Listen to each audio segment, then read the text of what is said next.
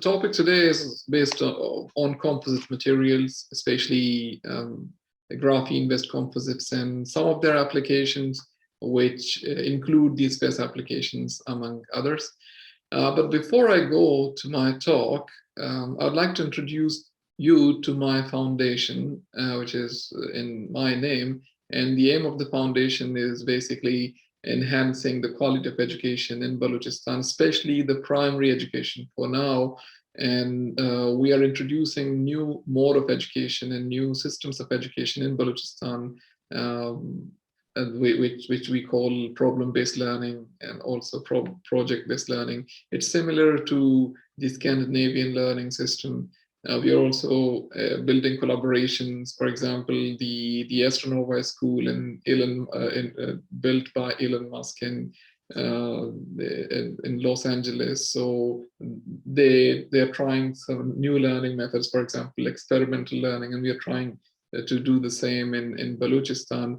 You can follow the page of our foundation on Facebook, LinkedIn, and Instagram for more information on the foundation and the school that we are schools actually that we are trying to build. So the first school of the foundation we are building is in Boleda, which is my village. It's in south part of Balochistan. It's a town, village town, you can say, in the southmost part of Pakistan. It's right at the border between Iran and Pakistan. It's an arid region. It has some sort of agriculture related to date farming, and also it is archaeologically rich. You can see many archaeological sites in Boleda, but in general, it's very underdeveloped and has a lot of date palm trees, which is the symbol of Boleda, you can say.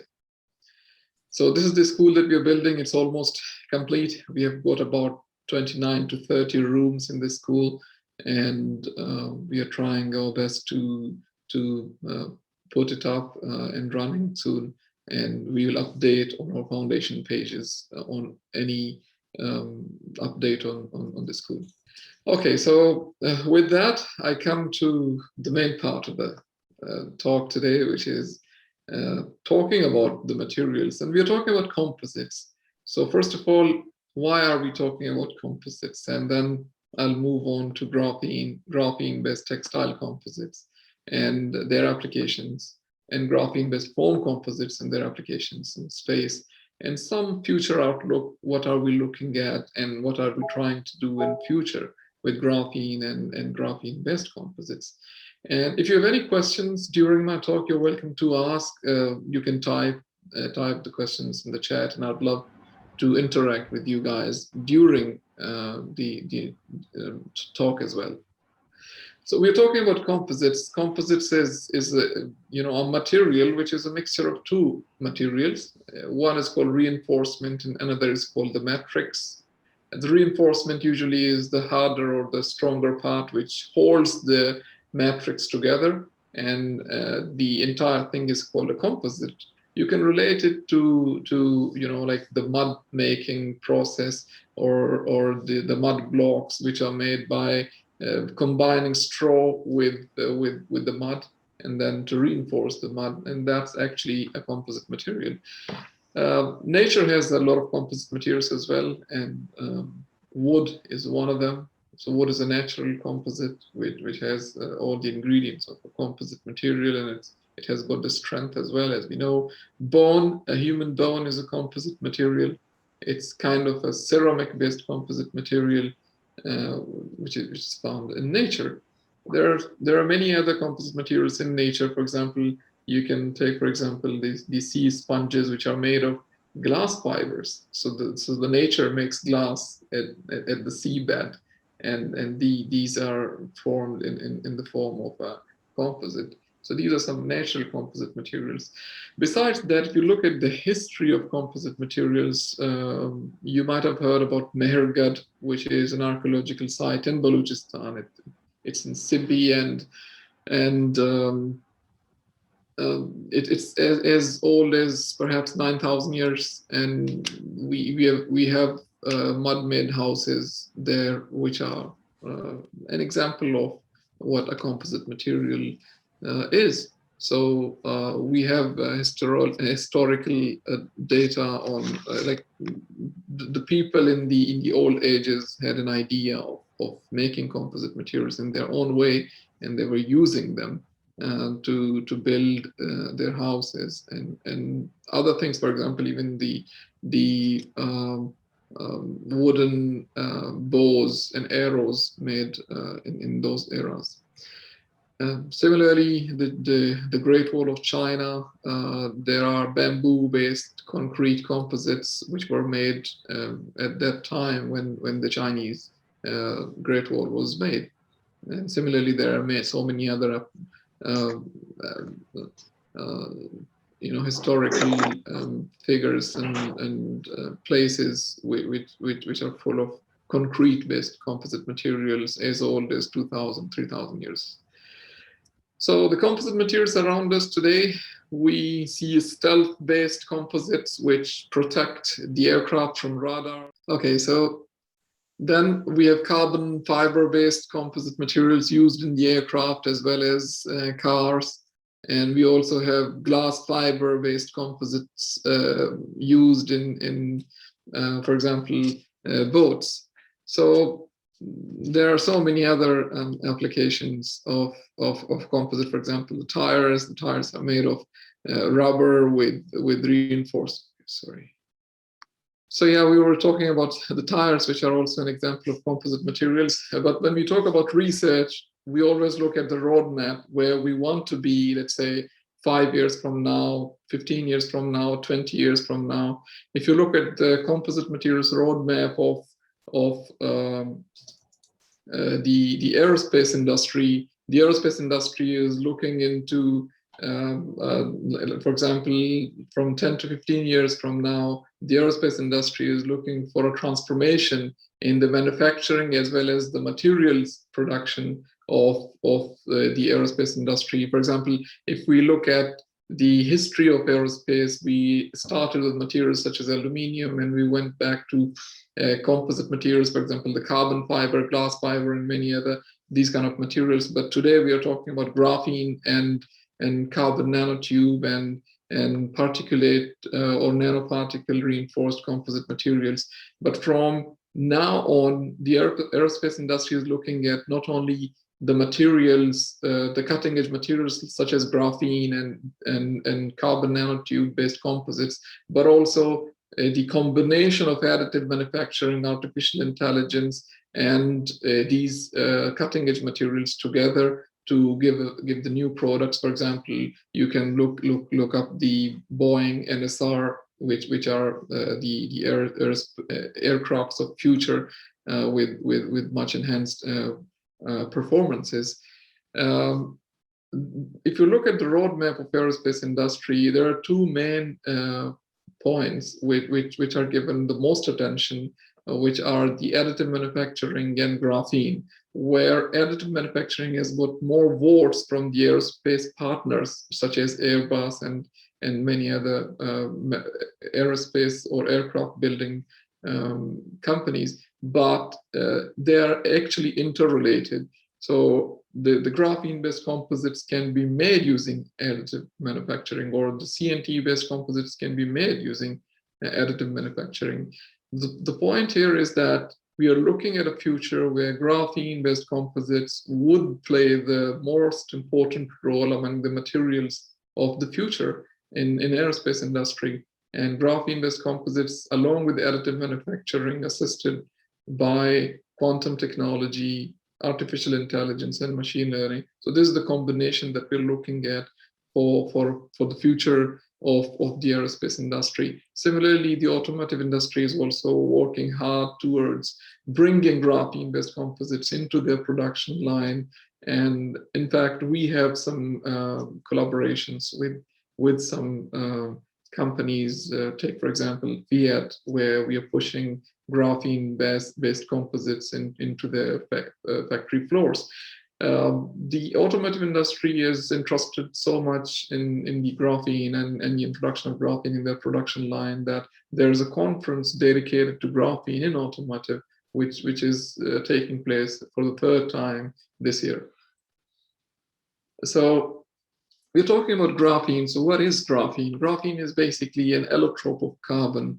It is the stack of carbon sheets on top of each other. If you look at the graphite is basically this kind of a structure where sheets of carbon atoms are stacked together with some weak van der Waals forces, and these weak van der Waals forces can be broken, and this sheet can be basically isolated, just like you can isolate a note from a bundle of notes which are bound together, and the binding is weak and it can be separated. And based on this, then this sheet can be used to make graphene, and this is the graphene sheet which basically made Professor Geim and Novoselov win the Nobel Prize in Physics in 2010.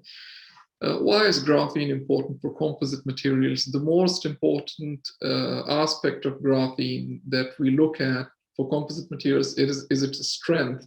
You can imagine the strength of this material from the fact that a saran wrap thick graphene sheet is able to lift an elephant, hypothetically speaking, of course.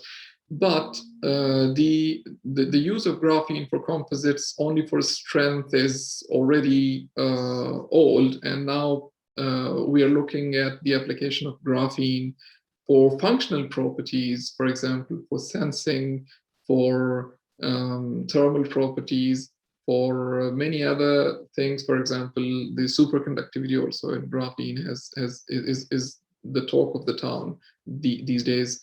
So among strength, there are so many other properties of graphene which are of interest. Graphene can be produced by many methods, and one of the most important, or one of the basic method, was the mechanical cleavage, in which the graphene sheets are basically mechanically cleaved or mechanically separated from graphite. But this process, as you can imagine, is a very low scale, laboratory scale process, and it cannot be upscaled into the industrial floors.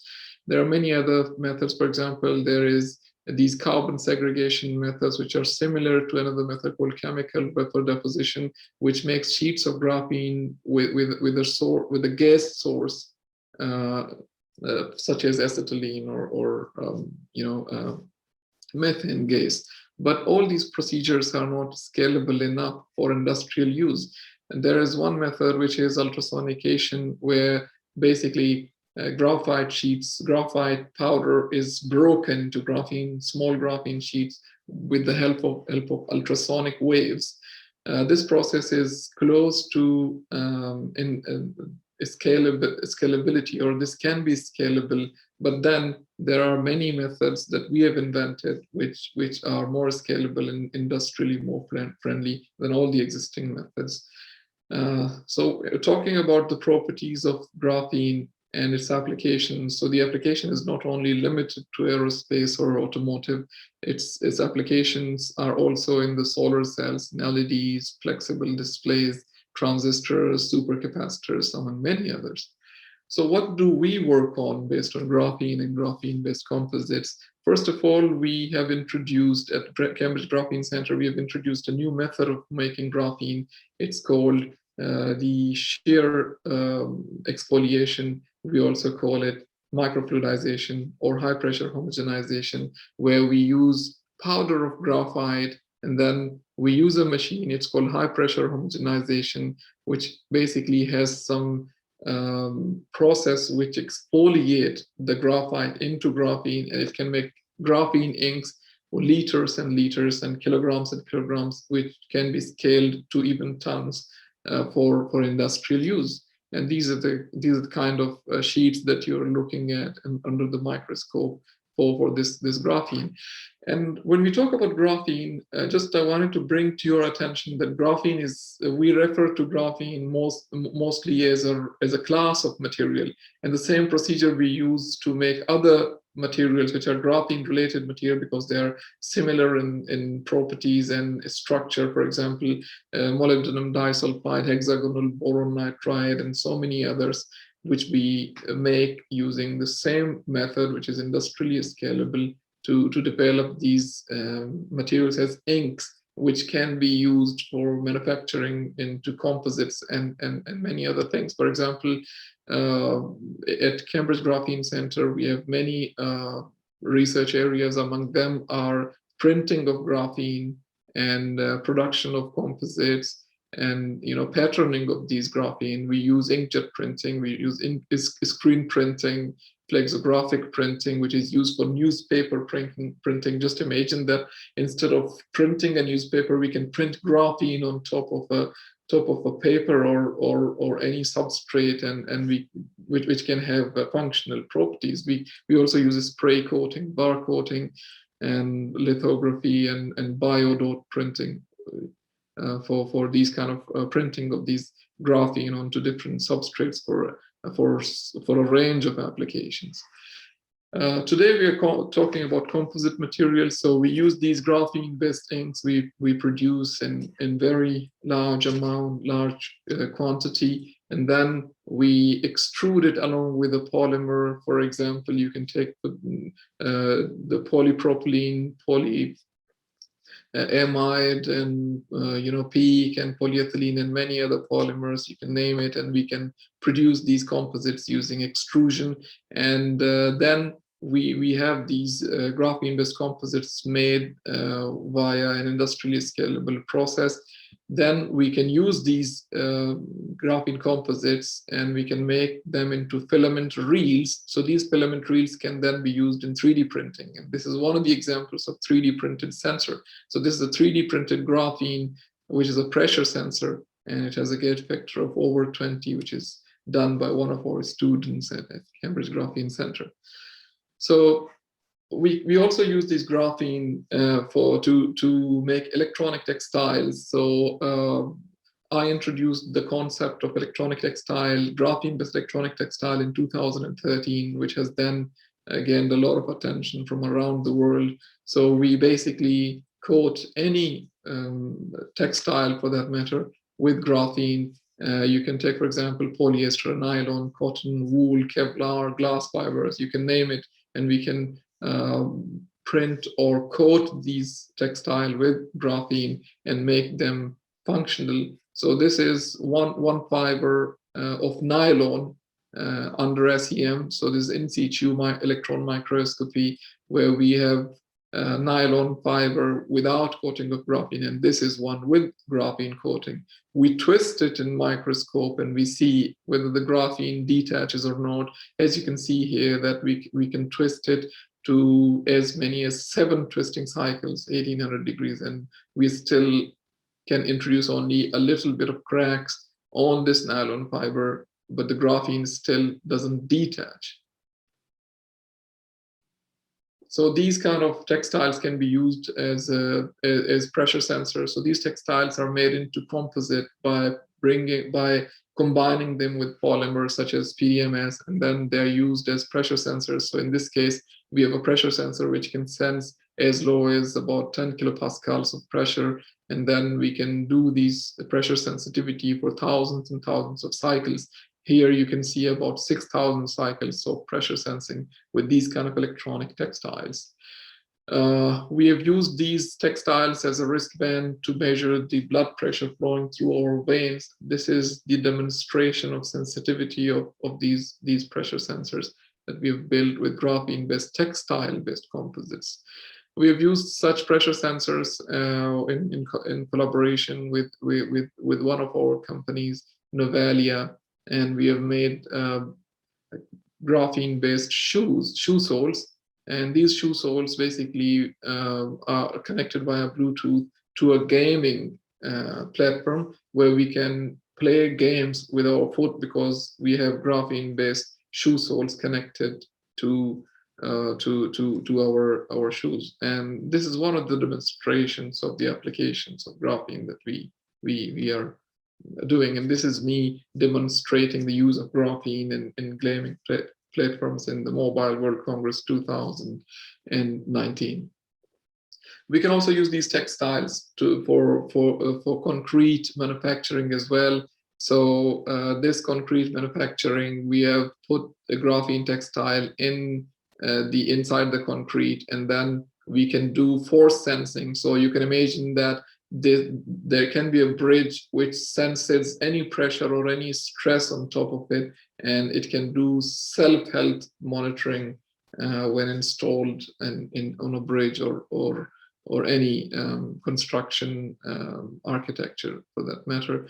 And we can do it for thousands and thousands of cycles. And if we have these kind of concrete installed on a bridge, instead of installing a lot of strain sensors, we can have a bridge which is made of this kind of concrete, which has graphene-based textile inside, and it can do self-sensing without any use of localized strain sensors.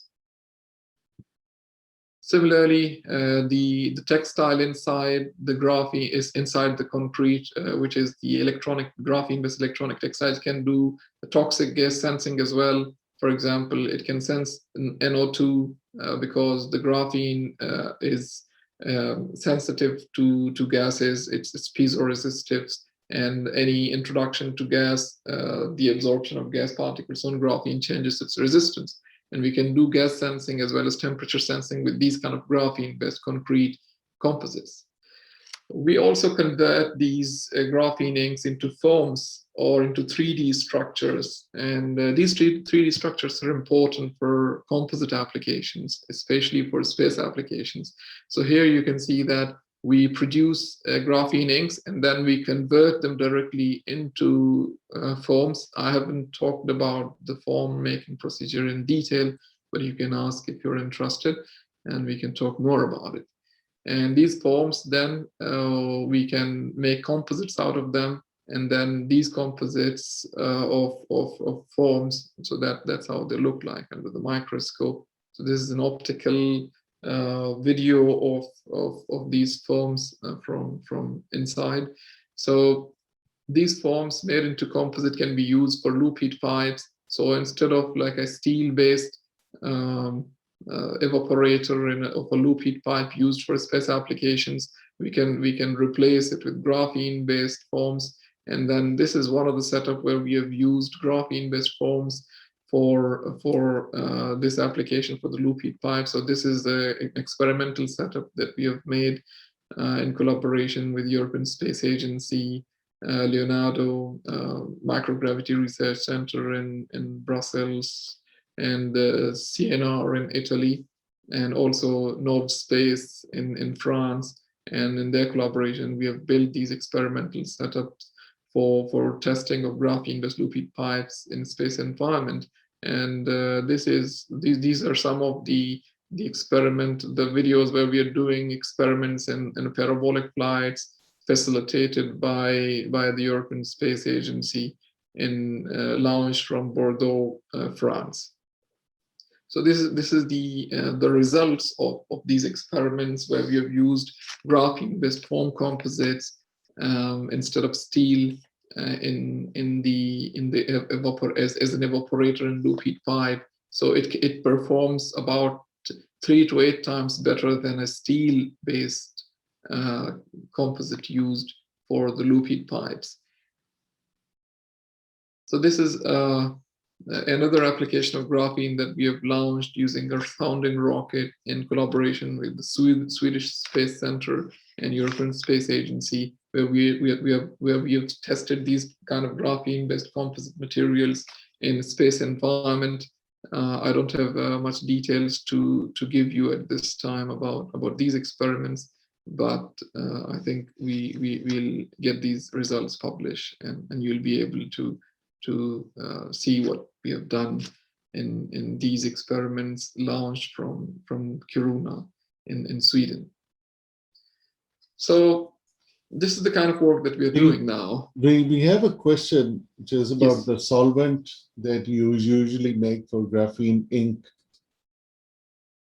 Yeah, so the solvent is a very important factor in exfoliating graphene. So when you exfoliate the graphene, you may use one solvent. For example, for us, the preferred solvent is water, because water is very easy to deal with. But when you talk about space applications, water is not the safest solvent. So for a space application, we use some other solvents, which are recommended to us by the agencies which are working on in the space sector. For example, one of the solvents is hydrofluoroether, HFE, which is used readily in space. So the experiment that I was showing in the last experiment, it is testing of that graphene which we have produced in HFE in the space environment. So HFE is some sort. So my point is that we can produce graphene in any solvent.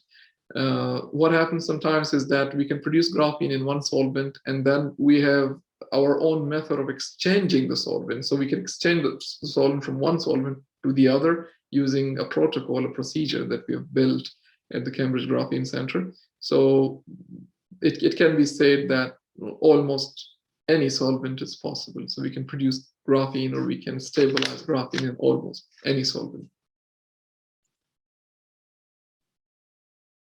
I hope this answers the question. Is there any other question, Professor Samir?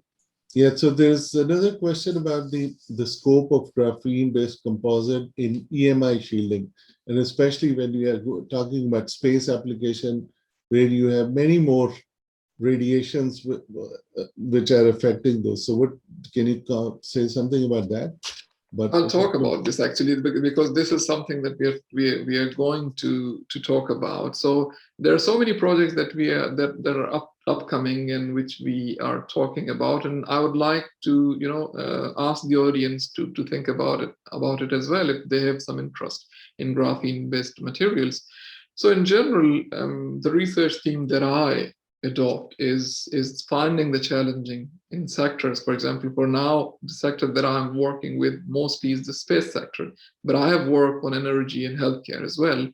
And then using those challenges, employ to see if my expertise of working on 2D and layered materials such as graphene, whether we can solve those challenges with these materials.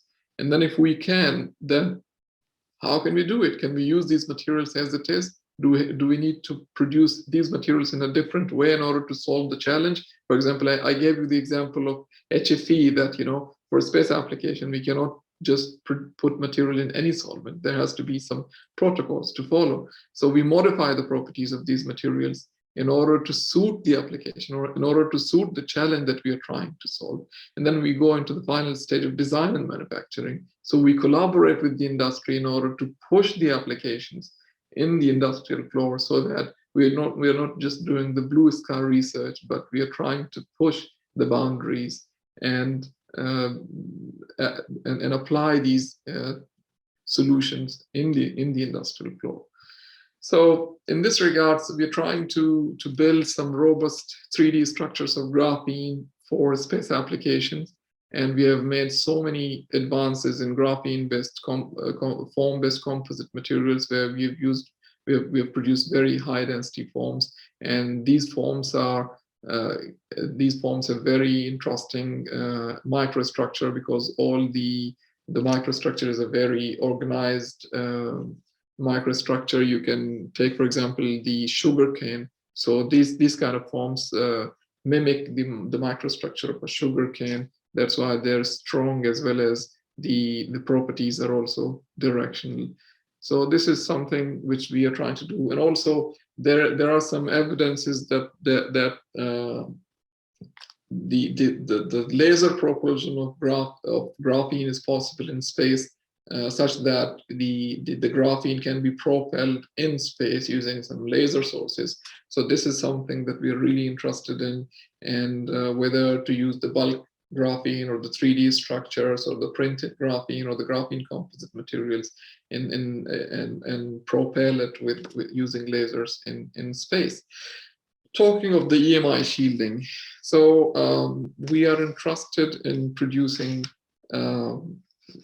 suits for the astronauts, and also the materials for space which shield against the radiations. And it is not only the electromagnetic radiations that we are interested to shield against, but also the cosmic waves, the galactic rays that are coming from all over the galaxy, and we don't even know what exactly they are. Sometimes There are metal particles such as, manganese or iron.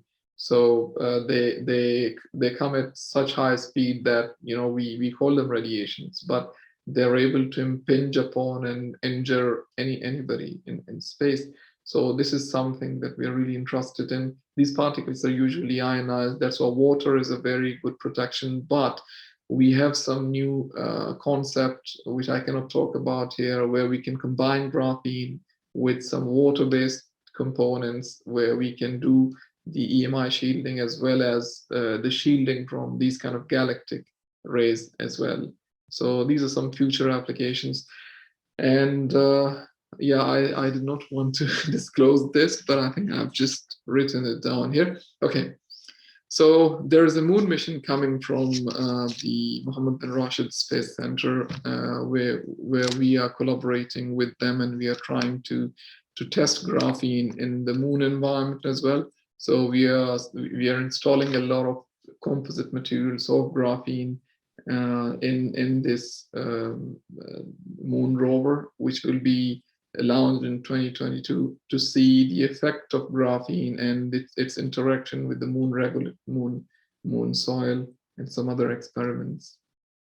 So with that, I thank you all, and I thank a lot of people who have taken part or who have helped or supported this, the research, the work that I've done, and also the funding agencies, whether it's the Graphene Flagship, or which is funded by the European Union, or the European Research Council, or the EPSRC in the UK. And I especially thank Professor Ferrari, Dr. Carlo Iorio from the Microgravity Research Center in Brussels, among many others, who have always been instrumental in making the work possible that I've just presented to you. So thank you for listening.